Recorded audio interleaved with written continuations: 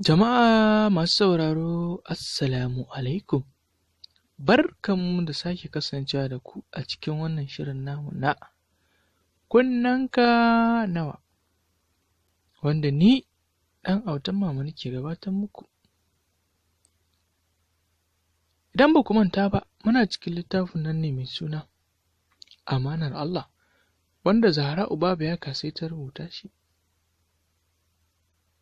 Da fatan za ku ji daɗin kasancewa tare da mu.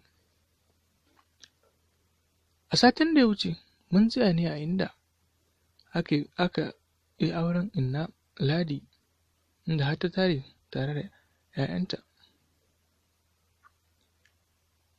Yanzu za mu ci gaba.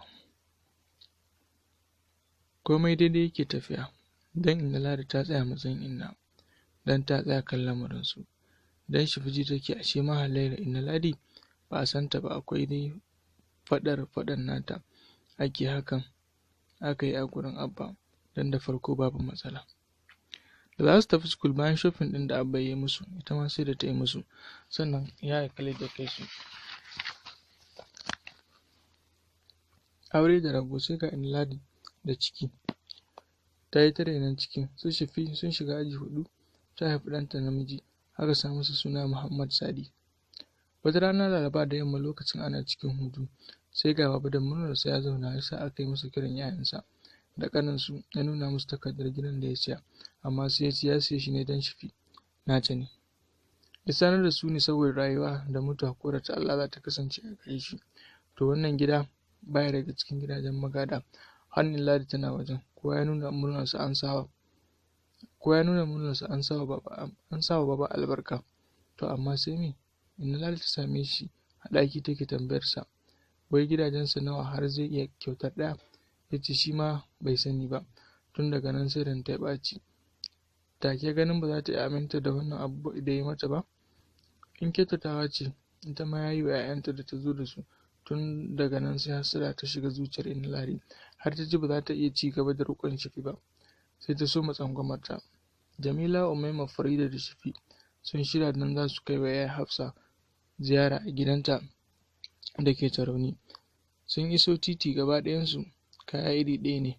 Idanun Shifi manne yake da glass, ta yi masifar kyau don ta yi musu zaura wajen iya saka kaya.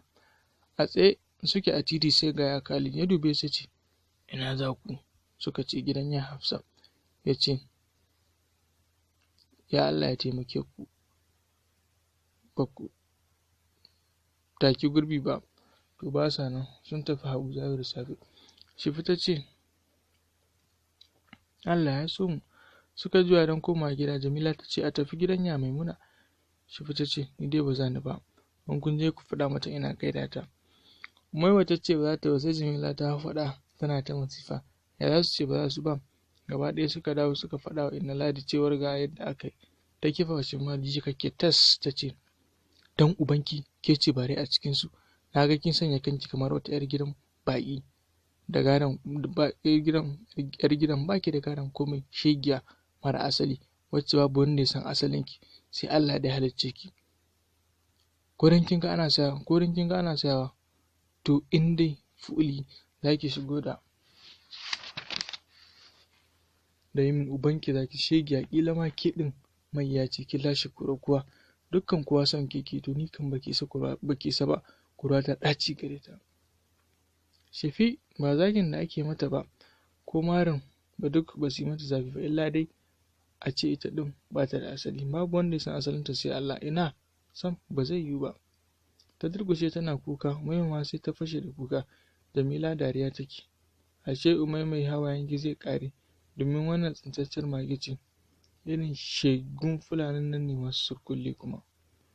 Umaima ta bata bari ta yar da abin da take son faɗa ba, ta kwashe ta da mari sai kokuwa da ƙyar aka raba su. Ita kam Shifi kuka kawai take. Bayan ta yi sallar isha'i, ta kasa cin abinci, tana zaune ta miƙe ta shiga ɗaki. Inna Ladi ta durƙusa gabanta ta ce, ina kin zo da magana mai girma, don Allah ki faɗa mu, ni ba 'yar gidan nan ba ce, da gaske ba ni da asali. Ki san da ni na je na nemi dangina, na nemi asali na. Ina son ki sanar min ba Inna bace ta haife ni ba, ba Abu bane babana. to su waye suka haife ni? Ina ki faɗa min gaskiya. Ta zumbura baki, Inna Ladi kenan ta ce, abin da na faɗa miki gaskiya ne, amma kafin nan ki tambayi abban naki, saboda me yake ce miki amanar Allah. In kin nemo wannan amsar zan sanar da ke kowa ce ke din. Abu baya gari ya tafi Lagos bai dawo ba.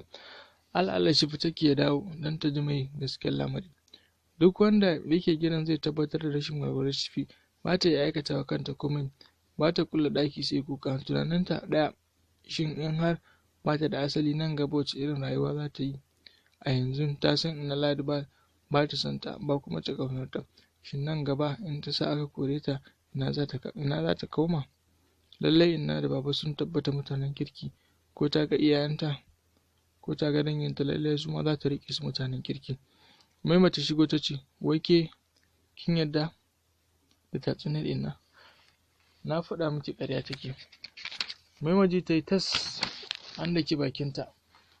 Ni din nake miki ƙarya? In dai zaki faɗa mai haka, to zaki ga uwar da ta haife ki akan wannan masu kullum zaki ci min mutunci?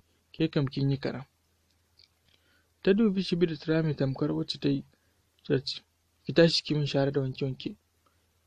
Ke ko ki ci ko kar ki ci babu abin da ya dame ni. Ni dai ki tashi ki min aiki. Dan kin daina ci a kwance, dan ba dai kike da waɗannan. Ita Umaima gidan ubanta ne, su kuma gidan mijin uwarsu ne. Ke kuma ki faɗa min gidan wa ne ɗinki. Hawaye ya zubo wa shi ta miƙe tsaye. Inna, sananta ne abin da zan yi miki, kuma ko ba gidan kwana ba ne, gidan mariƙina ne. Ba ni da inda ya fi nan. Alhali Inna, ko ba ni da kowa, ba ni da inda ya fi nan. In kin korin zan haɗa kayana in tafi cikin gida, ba a cikin gida. In kin korin zan haɗa kayana in tafi cikin gida ba, Allah baya ƙarewa. Ta janyo ta, ni ke faɗa haka? Shifi ta ce, an faɗa miki. Ita da yaranta suka rinka dukan Shifi, sai suka kai da ƙasa suna duka. Ganin haka ya sa Umaima ɗaukar mafi ta yi ɗakin yakalin. Baya nan ta tafi gidan Hajiya Sa'a, kakar ta sanar da ita komai. Ranta ya ɓaci, Haji ta ɗauko mafi suka taho. Shifi baki ya yi sintim, tana zaune tsakiyar gurinsu. Rana ta ƙalle irin mai mugun zafin nan, sai sharɓar kuka take. Zazzaɓi ya rufe ta. A yanzu ta yarda ita ɗin ba kowa ba ce. Ya ce mara asali wacce ba ta da gata, ta yarda ba ta da kowa sai Allah. Zuciyarta cike take da tsoron kar gaba a kore ta daga gidan, domin ita ya mace ce, lallai da na cikin hatsari. Shigowar Hajiya Sa'a ke da wuya, ta nufi Inna Ladi da faɗa. Harguwar ta sa 'yan cikin gidan suka jabawa gaba ɗaya gidan hankalinsa tashi, don ba kowa ya san haka ba. Kun san ɗan adam da mantuwa, wani ya sani wani ya manta. Amma ita Bilishiya ta tada zaune. A yanzu shi ta gazgata cewa ita ba yar gidan bacin, ko ta yadda ake ta maganganu a cikin gidan, to suwaye suka haife ta? Ya aka yi rikon ta ya dawo gidan nan? Ita ko ma dai menene Abba take jira ya dawo, sai dai abin da ba sani ba shine Abba sun yi hatsari a hanyar su dawowa daga Legas. To jama'a, nan fa ake yin ta. Da fatan za ku dakace mai zuwa shiri na gaba domin jin yadda za ta kasance. Muna fatan za ku ci gaba da kasancewa tare da mu. Kada dai ku manta, ku yi subscribe a tashar mu ta Hausa Hope domin samun ci gaba da shirye-shiryenmu. Mun gode.